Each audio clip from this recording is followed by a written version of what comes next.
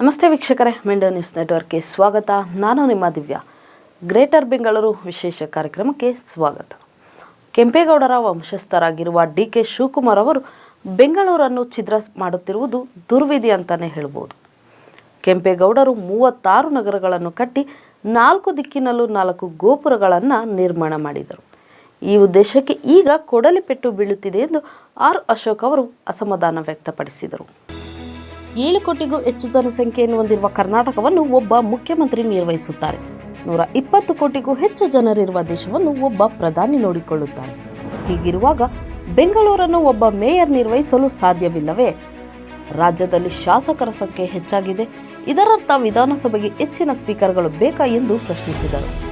ದೆಹಲಿ ನಾಗರಿಕ ಸಂಸ್ಥೆಯನ್ನು 3 ನಿಗಮಗಳಾಗಿ ವಿಂಗಡಿಸಿದ ಜನರು ಸಾಕಷ್ಟು ಸಮಸ್ಯೆಗಳನ್ನು ಎದುರಿಸಿದರು.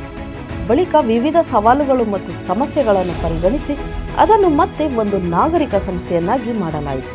ದೆಹಲಿ ಮುಖ್ಯಮಂತ್ರಿ ಈಗ ನಾಗರಿಕ ಸಂಸ್ಥೆಯ ವಿಷಯಗಳಲ್ಲಿ ಹಸ್ತಕ್ಷೇಪ ಮಾಡುತ್ತಿಲ್ಲ ಎಂದು ಹೇಳಿದ್ದಾರೆ. ಕರ್ನಾಟಕ ವಿಧಾನಸಭೆಯಲ್ಲಿ ಗ್ರೇಟರ್ ಬೆಂಗಳೂರು ಆಡಳಿತ ಮಸೂದೆಯನ್ನು ಅಂಗೀಕರಿಸಲಾಗಿದೆ. ಬೃಹತ್ ಬೆಂಗಳೂರು ಮಹಾನಗರ ಪಾಲಿಕೆಯನ್ನು ಬಹುನಗರ ನಿಗಮಗಳಾಗಿ ಪುನರ್ರಚನೆ ಮಾಡಲು ಈ ಮಸೂದೆ ಅವಕಾಶ ನೀಡುತ್ತದೆ. ಇದರಂತೆ ಮುಖ್ಯಮಂತ್ರಿಗಳು ಗ್ರೇಟರ್ ಬೆಂಗಳೂರು ಪ್ರಾಧಿಕಾರದ ಮುಖ್ಯಸ್ಥರಾಗಿರುತ್ತಾರೆ. ಗ್ರೇಟರ್ ಬೆಂಗಳೂರು ತಿದ್ದುಪಡಿ ವಿಧೇಯಕಕ್ಕೆ ವಿಧಾನಸಭೆಯಲ್ಲಿ ಅಂಗೀಕಾರ ಸಿಕ್ಕಿದೆ. ಇದು ಬೆಂಗಳೂರು ಪಾಲಿಗೆ ಮರಣ ಶಾಸನ ಅಂತ ವಿಪಕ್ಷ ನಾಯಕ ಆರ್ ಅಶೋಕ್ ವಾಗ್ದಾಳಿ ಮಾಡಿದರೂ ಕೂಡ ವಿಧಾನಸಭೆ ಕಲಾಪದಲ್ಲಿ ಗ್ರೇಟರ್ ಬೆಂಗಳೂರು ತಿದ್ದುಪಡಿ ವಿಧೇಯಕ ಅಂಗೀಕಾರ ಆಗಿದೆ. ಉಪಮುಖ್ಯಮಂತ್ರಿಗಳಾದಂಥ ಡಿ.ಕೆ. ಶಿವಕುಮಾರ್ ಅವರು ಈ ಕೆಂಪೇಗೌಡರ ಕಟ್ಟಿದಂಥ ಒಂದು ನಾಡನ್ನ ಛಿದ್ರ ಮಾಡುವಂಥ ಒಂದು ಕಾರ್ಯವನ್ನ ಇವತ್ತು ಮಾಡ್ತಾ ಇದ್ದಾರೆ. ಎಂತ ದುರ್ದೈವ ಬಂದ್ಬಿಡ್ತು ನಮಗೆ. ಈ ಗ್ರೇಟರ್ ಬೆಂಗಳೂರು ಮಾಡೋದ್ರಿಂದ ಕನ್ನಡಕ್ಕೆ ಧಕ್ಕೆ ಬರುತ್ತೆ. ಮೂಲತಃ ಇದು ಕನ್ನಡಕ್ಕೆ ಧಕ್ಕೆ ಬರುತ್ತೆ, ಕನ್ನಡದ ವಿಚಾರಗಳಿಗೆ ಧಕ್ಕೆ ಬರುತ್ತೆ. ಕನ್ನಡದ ಮೇಯರ್ಗಳಾಗಲ್ಲ, ಒಂದೊಂದೇ ನಾವು ಕಳ್ಕೊಬೇಕಾಗ್ತದೆ. ಹೆಂಗ್ ಕನ್ನಡ ಉಳಿಯಕ್ ಸಾಧ್ಯನೇ ಇಲ್ಲ. ಯೋಚನೆ ಮಾಡಿ, ಒಡೆಯೋದು ಈಸಿ, ನಾಳೆ ಕಟ್ಟೋದು ಕಷ್ಟ. ಗ್ರೇಟರ್ ಬೆಂಗಳೂರು ಬಿಲ್ ತಂದಿರೋಂಥವರು ನಮ್ಮ ಬೆಂಗಳೂರು ಉಸ್ತುವಾರಿ ಸಚಿವರೇ ಒಂದು ಗ್ರೇಟ್. ಯಾಕೆಂದ್ರೆ ಈ ಗ್ರೇಟ್ ಅನ್ನೋದು ನಾನು ಕೇಳಿರೋದು 2 ಸಭಾಧ್ಯಕ್ಷರು, ಗ್ರೇಟ್ ಬ್ರಿಟನ್ನು, ಗ್ರೇಟ್ ಅಲೆಕ್ಸಾಂಡರ್ ಅಂತ. ಅಂಥದ್ರಲ್ಲಿ ಇನ್ನೊಂದು ಗ್ರೇಟ್ ಅಂತ ಕೇಳ್ತಾ ಇದ್ರೆ ಗ್ರೇಟ್ ಡಿ.ಕೆ. ಶಿವಕುಮಾರ್ ಅವರು ಇವತ್ತು ಗ್ರೇಟರ್ ಬೆಂಗಳೂರು ಬಿಲ್ ತಂದಿದ್ದಾರೆ. ಈ ಬೆಂಗಳೂರು ನಗರನ ಈಗಿರೋಂಥ ಸಿಸ್ಟಮ್ ಅಲ್ಲಿ ನಾವು ನಡ್ಸಕ್ಕಾಗಲ್ಲ. ನಾವು ಮಾಡ್ತಾ ಇರೋದು ಅಧಿಕಾರದ ವಿಕೇಂದ್ರೀಕರಣ. ಬೆಂಗಳೂರನ್ನ ಛದ್ರ ಮಾಡ್ಲಿಕ್ಕೆ ನಾವು ಬಿಡ್ತಲ್ಲ, ಬೆಂಗಳೂರನ್ನ ಗಟ್ಟಿ ಮಾಡ್ಲಿಕ್ಕೆ ಈ ಒಂದು ವ್ಯವಸ್ಥೆನ ಮಾಡ್ತೇವೆ. ಸುಮ್ಮನೆ ನಾವು ಸಿಟಿ ರೌಂಡ್ಸ್ ಅಂತ ಮಾಡ್ಕೊಂಡು ಕೂತ್ಕೊಳಕ್ಕಾಗಲ್ಲ. ಈ ಬಿಲ್ ಬಂದಿದೆ, ಓಕೆ, ಬಿಲ್ಗೆ ನಾವೇನು ವಿರೋಧ ಮಾಡಲ್ಲ, ನಾವು ಸ್ವಾಗತ ಮಾಡ್ತೀರಿ. ಬಿಲ್ ಅನ್ನ RBI ರೂಲ್ಸ್ ಏನಿದೆ ಅದ್ರ ಪ್ರಕಾರ ದಯವಿಟ್ಟು ಇನ್ನೊಂದ್ಸರಿ ನೋಡಿ, ಕೋರ್ಟಲ್ಲಿ ಬಿದ್ದೋಗ್ಬಾರ್ದು ಅನ್ನೋದು ನನ್ನ. ಅಖಂಡ ಬೆಂಗಳೂರನ್ನು ಆಡಳಿತದ ವಿಷಯದಲ್ಲಿ 8 ಭಾಗ ಮಾಡುವ ಗ್ರೇಟರ್ ಬೆಂಗಳೂರು ಕಾಯ್ದೆಯನ್ನು ಡಿ.ಕೆ. ಶಿವಕುಮಾರ್ ವಿಧಾನಸಭೆಯಲ್ಲಿ ಮಂಡಿಸಿದ್ದರು. ಇನ್ನು ಗ್ರೇಟರ್ ಬೆಂಗಳೂರಾದರೆ ತೆರಿಗೆ ಸಿಗಲ್ಲ, ಅಭಿವೃದ್ಧಿ ಆಗಲ್ಲ ಅಂತ ಆರ್ ಅಶೋಕ್ ಗೋಳಾಡಿದರೂ ಕ್ಯಾರೆ ಅನ್ನದ ಸರ್ಕಾರ ಕೊನೆಗೆ ಗ್ರೇಟರ್ ಬೆಂಗಳೂರಿಗೆ ಅಂಗೀಕರಿಸಿತು. ಬೆಂಗಳೂರನ್ನು ಒಡೆದು ಆಳಿದರೆ ಕನ್ನಡಿಗರಿಗೆ ಜಾಗ ಇರಲ್ಲ, ಬೆಂಗಳೂರನ್ನು ಒಡೆದರೆ ಮನೆ ಒಡೆದವರು ಅನ್ನೋ ಕೆಟ್ಟ ಹೆಸರು ಬರುತ್ತೆ.